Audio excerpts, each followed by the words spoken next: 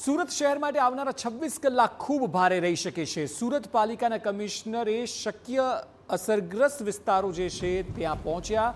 શહેરમાં બપોર બાદ ભારે વરસાદની શક્યતાઓ છે। ઉપરવાસમાં ભારે વરસાદ પડી રહ્યો છે અને શહેરમાંથી પસાર થતી ખાડીઓનું લેવલ વધશે તેવું મ્યુનિસિપલ કમિશનરનું કહેવું છે।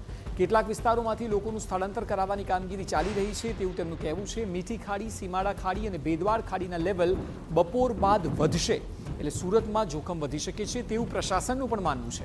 એટલે આ સ્થિતિમાં લોકોએ થોડી સાવચેતી રાખવી જરૂરી છે।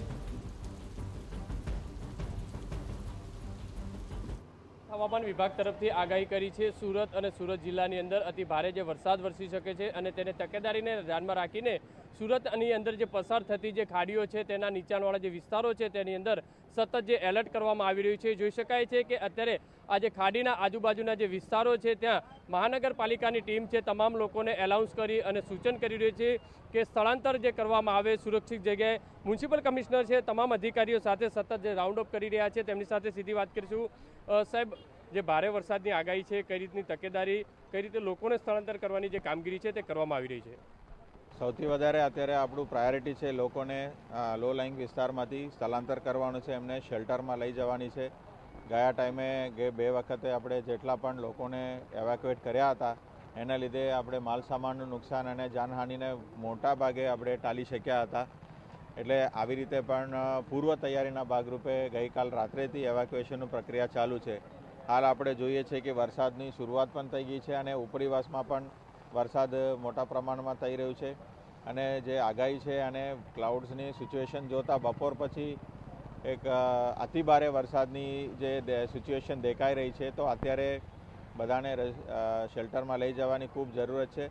તો અમારી ટીમ, એસએમસીના ટીમ તમામ ઝોનમાં ઘરે ઘરે જઈને લોકોને આહવાન કરે છે, એમને રિક્વેસ્ટ કરે છે, વિનંતી કરે છે, એમને બોલાવીને ત્યાં શેલ્ટરમાં લઈ જાય છે અને ત્યાં બધી સગવડો આપવામાં આવી રહી છે। ચાય નાસ્તો અને જમવાની વ્યવસ્થા સાથેનું પણ રહેવાની વ્યવસ્થા અને મેડિકલ કેમ્પ, ડૉક્ટર્સની પણ સુવિધા છે।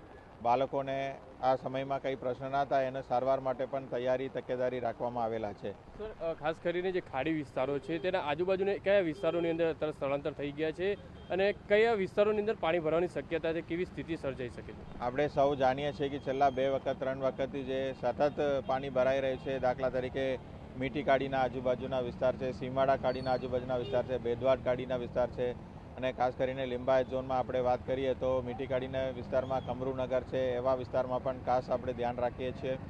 એવી રીતે આટવા ઝોનમાં રસુલાબાદ અને તમામ ઝોનમાં કામગીરી ચાલુ છે। સાઉથ ઝોન બીમાં પણ કનકપુર અને એ બાજુ પણ આપણે કામગીરી કરી રહ્યા છે અને અમારી તમામ ટીમો ફિલ્ડમાં જ ફરી રહી છે। ખાડીમાં જે પાણી વધી શકે છે કારણ કે ઉપરવાસમાં ભારે વરસાદ બિલકુલ વધવાની સંભાવના છે, શક્યતા પણ નથી। હું તો માનું છું કે ચોક્કસ પાણીનું લેવલ વધશે કારણ કે વરસાદ ઉપરીવાસમાં પડી રહ્યું છે।